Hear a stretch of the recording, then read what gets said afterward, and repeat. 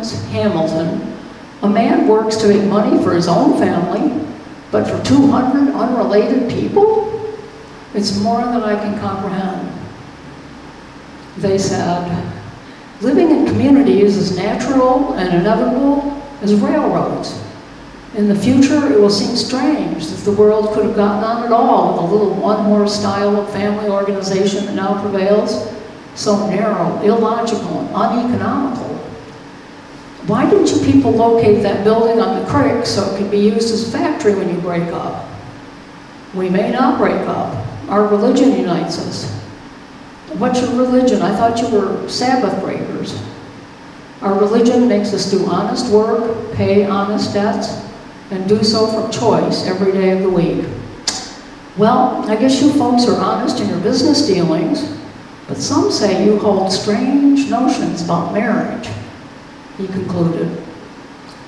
Well, it's interesting, when they moved here, they always were completely open about everything they did, even though it seemed very strange to be that open.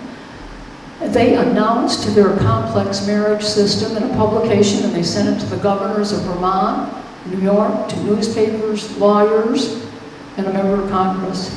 And they said, every dollar of our common property is pledged for the maintenance and protection of the women and the children's education.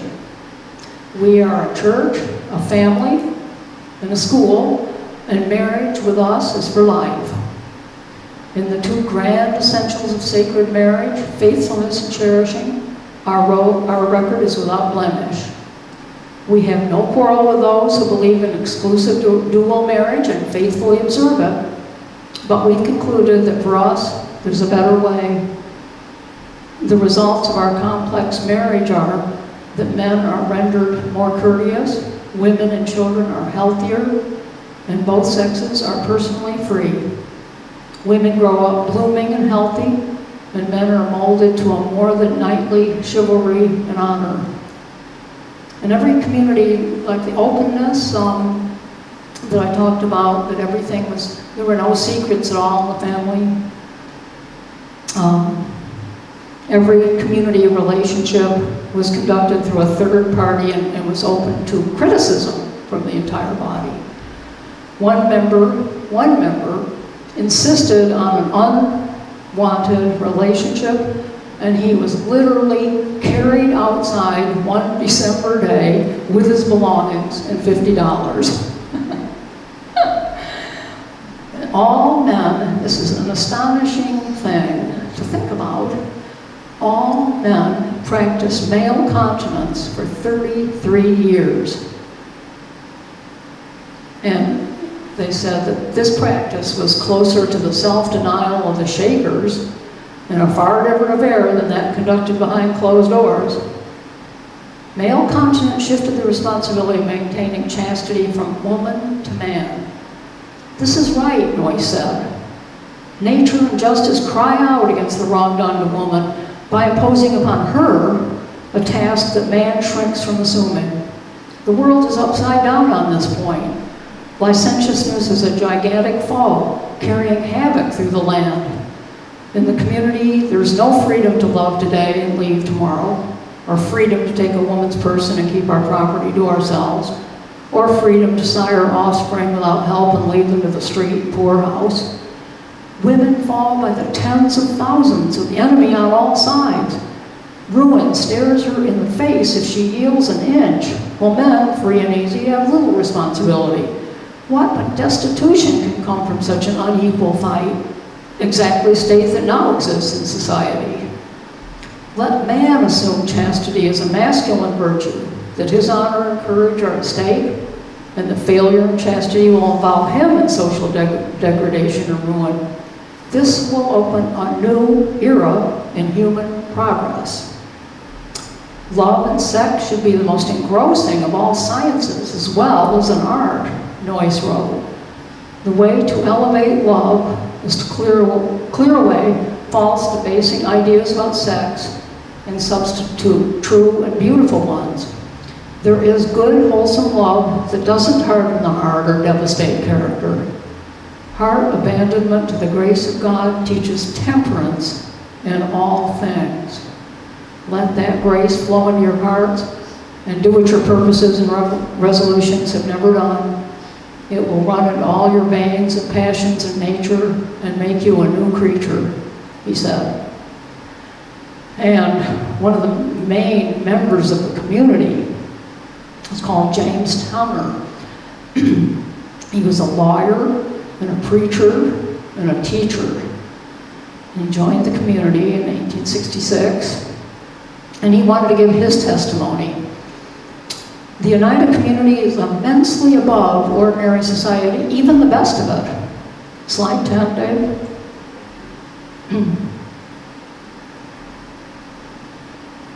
Back one. This gives you a sense of how large the community became about 250 people at the mansion house, and then they had branch communities. This is the big hall, they call it the family hall. So he wrote, the Oneida community is immensely above ordinary society, even the best of it. The church will have to grapple with it. Okay, now let's move on to the next one. This is a famous humor magazine, the most successful one in the 19th century. And they wrote, oh, dreadful. They dwell in peace and harmony and have no church scandals. They must be wiped out. So James Towner said, the church will have to grapple with it, for community relations lift sexual love to a life of worship, of love and purity. It has inspired me in respect to sexual morality, enabling me to overcome passion and lust that I often longed for, but was unable to attain. And he talks about his background. Nowhere else have I seen the modesty, delicacy, and genuine refinement that I've seen in the Oneida community. Their relations to each other are all that is high, noble, and generous, helping to save us from all that is mean, low, sensual, vulgar, narrow, contemptible, unmanly, and tyrannical. I received a baptism of the Spirit and my life began to change. I adopted the practice of male continence and have never swerved from it as a means of glorifying God. Next, George, this is Noyce's younger brother. He wrote, interestingly, it belongs to human destiny to get full possession of oneself. His body is the set of tools with which he enters nature's vast workshop, and he must gain mastery of those tools. A thought or a desire in the mind is the smallest of seeds. It arises in the mind and is not recognized at its origin. But as it develops, we can observe it, and we can choose to exert control at that point.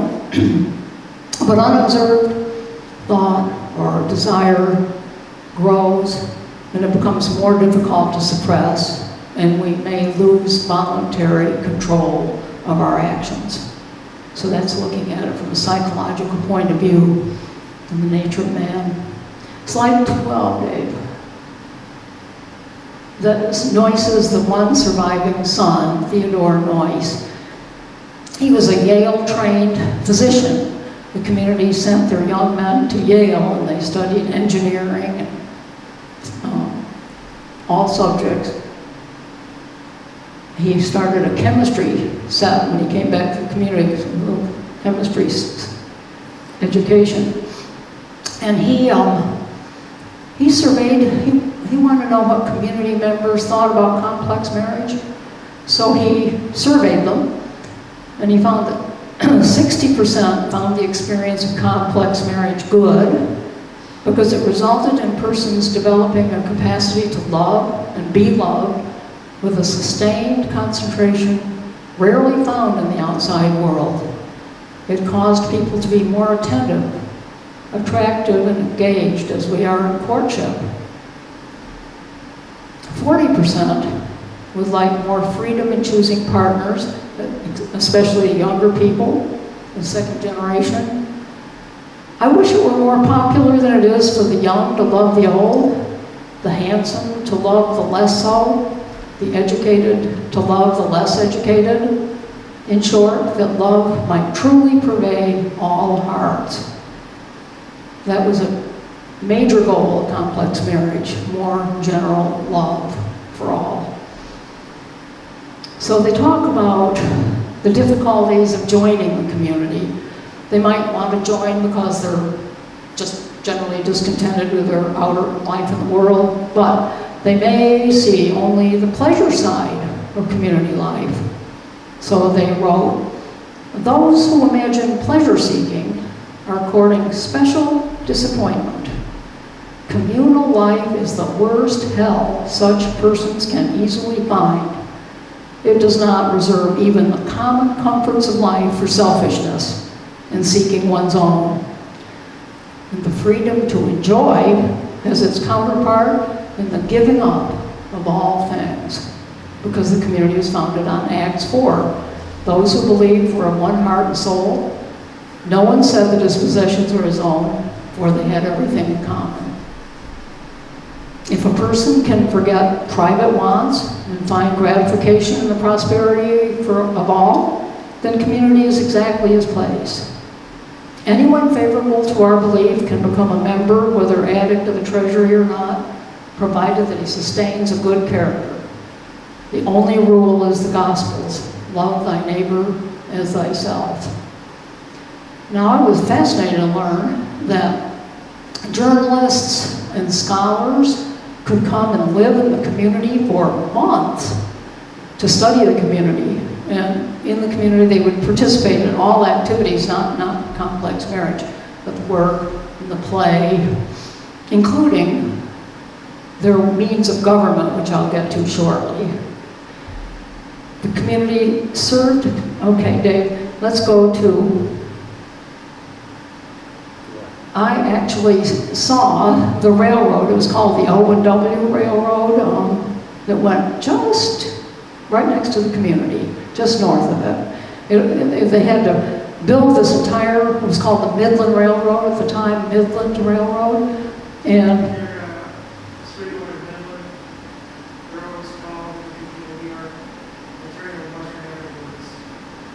it was really fun for the community to see this long months of building a railroad right on their property. And when I was a child, there were 3 trestles, and we used to walk, the small trestle and a medium trestle. But when we got to this trestle, I said, over the Oneida Creek, I said, no, I'm not going to do that one. That's scary. Okay, but the thing is, after they built the Midland Railroad so near them, then this was a way to bring all kinds of people right to the very door of the mansion house. And so large groups would come by train to picnics and strawberry festivals and plays and musical events. And they like to observe the community members. What kinds of people are these?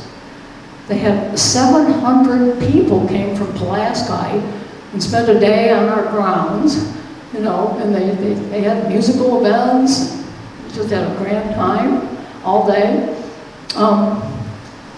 The community people said to themselves, what's been the silent community teaching today? Business success, good order, lovely grounds? Deeper and stronger than the influence of pleasant surroundings is the subtle spirit of brotherly love and unselfishness.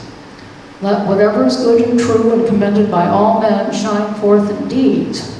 If we give dinners served by willing hands and happy hearts, if we make music breathe our goodwill, if we convey to others the joy and peace and trust in our hearts, our reward is the blessed one of the giver.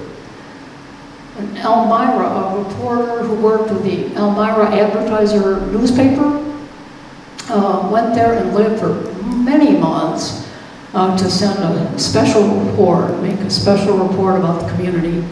And I guess he was a teacher because he taught classes. And the first thing he walked in and said, what is the first condition of a good school as well as a good society? A good spirit, the young people said. The youth who acknowledges Christ in her, a good spirit that'll get her lessons done well, expects to do it and does do it. Instead of spending much time getting into good rapport with my pupils, I found myself at once in communication with their minds, discovering great receptivity and earnestness and an unquenchable desire for improvement. I've never found these qualities in such perfection anywhere else. A man called Frank Wayland Smith, you might have even known some. I knew all these people. It's wonderful, but it's the descendants of these people. So Frank Wayland Smith wrote, his widowed mother brought him to the community when he was age 10. And he wrote, we were, slide 15, Dave? Go back one more, would you? I'm sorry. This is a slide of the kinds of events that they would give to large groups of people who visited the community. This is in the quadrangle. You know, there's a section that's completely surrounded by building. That was probably a strawberry festival. Okay. So this was the schoolhouse in the community. Now it's the modern library in the Mansion House. And people from Sherrill and we can go there and take out books. Beautiful place. So this, let's see, so you leave it on there for a minute. So Frank Wayland Smith wrote at age 10, we were taught intricate dances. Oh no, one more slide. They were taught intricate dances as children and to sing. A first-rate teacher took us into the woods and fields and told us many interesting things about nature. We did small chores and weren't allowed to quarrel. If we got angry or fought, we were criticized or punished. What most cured us of quarreling were older folks setting us a good example. They rarely argued, for everything tended toward peace and good nature. In the outside world, men teach boys not to smoke or chew tobacco or drink, but they do it themselves. Every boy means to do just as he sees the men do, as soon as he can. Community boys do not swear because they never hear older folks use bad language. The children's house had a violin and kindly taught me how to begin. This is interesting that George Allen, who became a real senior citizen there, and his descendants became good friends of mine. But he tells a story about himself at age 12, just before they moved to the community. Okay, he said that when I was told no, I'd have kicking, yelling, tantrums. I was lying on my back, kicking my boot heels to the floor, when told that Mrs. Cragen would like to see me.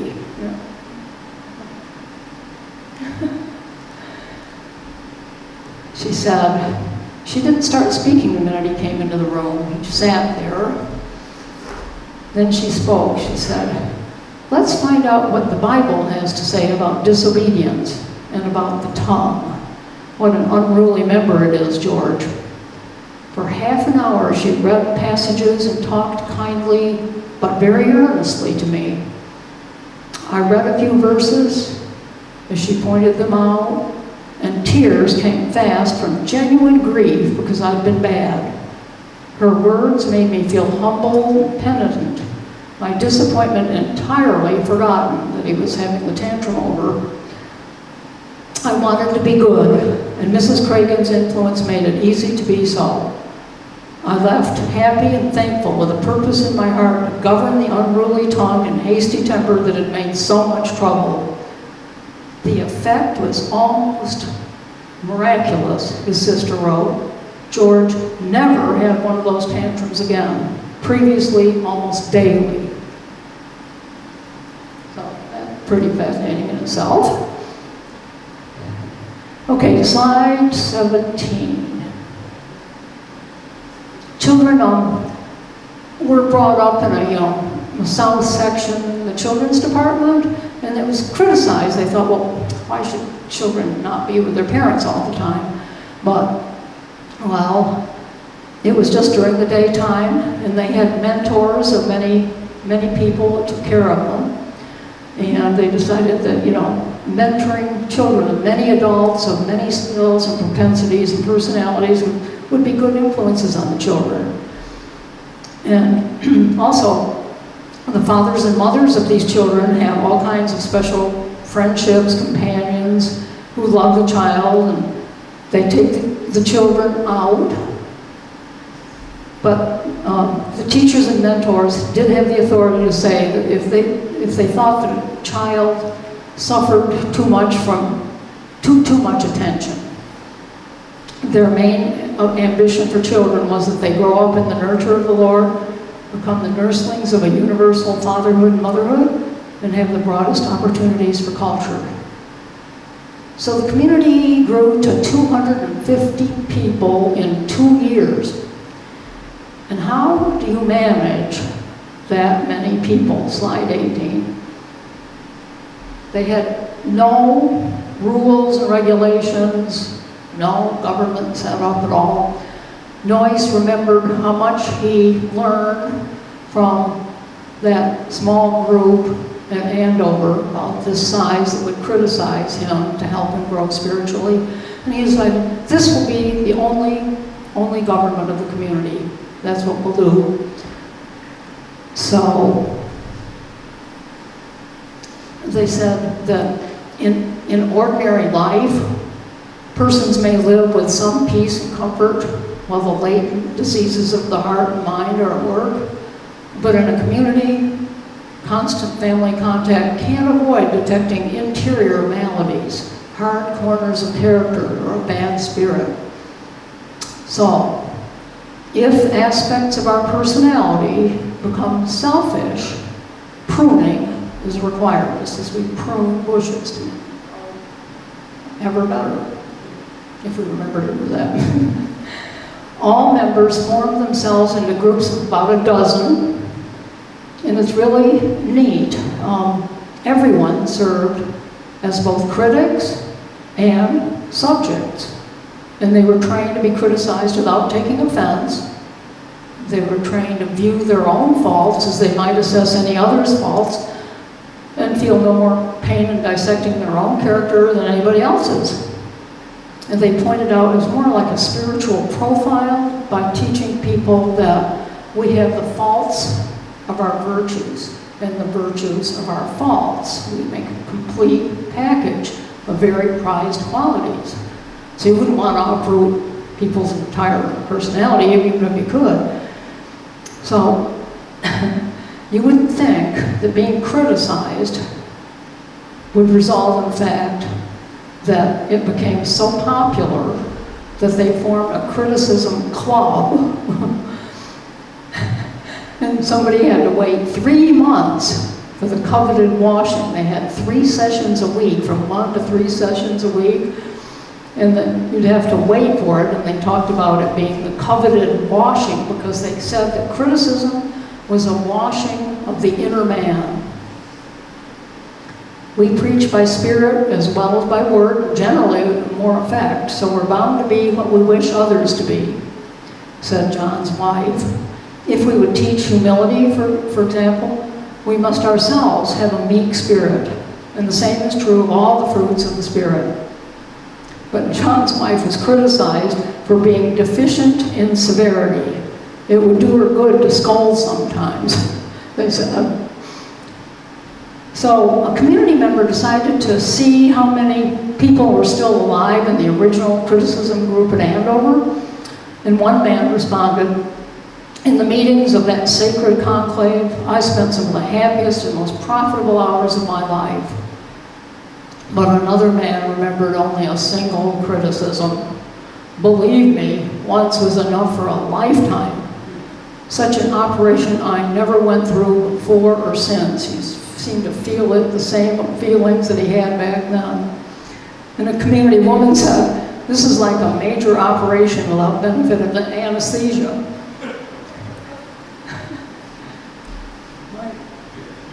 A London lawyer came over, and somehow he was interested in the community, and John and George Cragen were the Moffitt building in New York City, and somehow this man got criticized by them.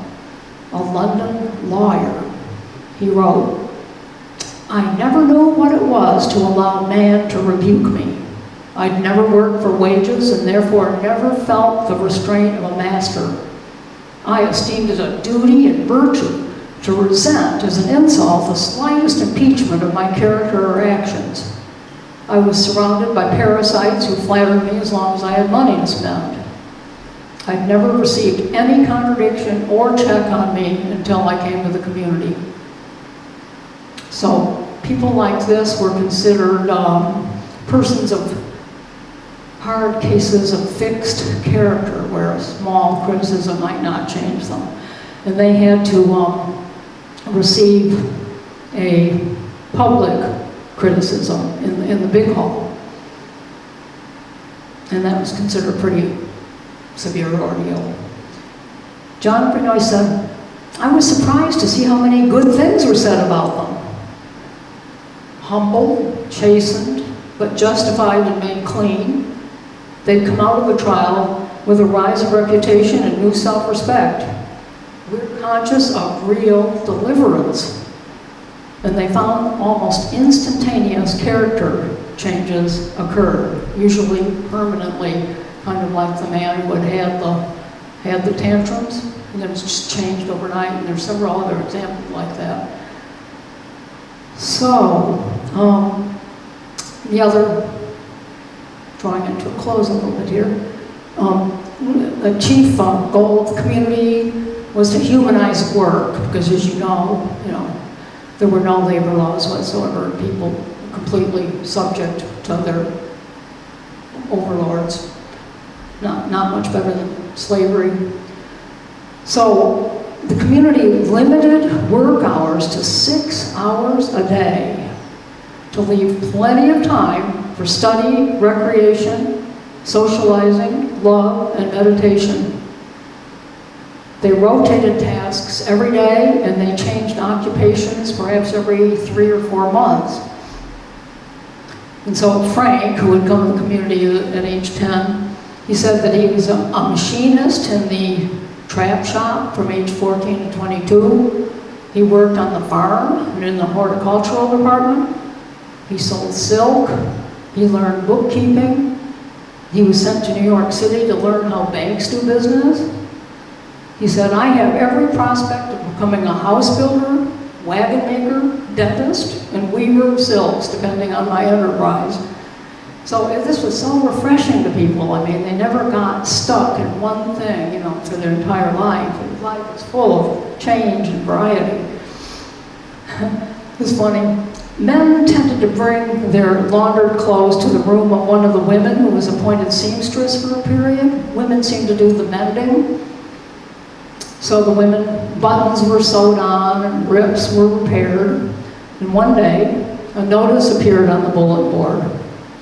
"Will the man who left his pants in my room please pick them up?" Oh. Well, I'm thinking I have just a little teeny bit more. Let's see what we want to do, because that leaves time for... Yeah, so they were asked, the community was asked, well, what do they do about lazy people who are shirking their tasks? They dismissed the offender from his group, and that cured the evil sooner than anything else. We have to criticize members for working too much rather than being lazy. And lazy individuals could not long live under the community's system of spiritual education and mutual criticism. They either changed or left. Slide 19, Dave. Hope I haven't forgotten any. Yes, this is how they worked in social gatherings called work bees, and where they would be read to. There's a woman standing in the middle there reading to them, and they'd sing. And this is a way to humanize and make work enjoyable, just doing things together all the time. And they said, we have a work bee every Sunday. They were asked, do you have a Sunday service? But they preferred to have religion on every day of the week. But they said that every Sunday morning, we have a work bee, which we have consecrated to the Lord, and that our grounds are therefore as sacred as any place can be. Switch it to the next slide. The flower beds, shrubbery, evergreens, fruit trees, and forest all constitute the upholstery of our spacious sanctuary.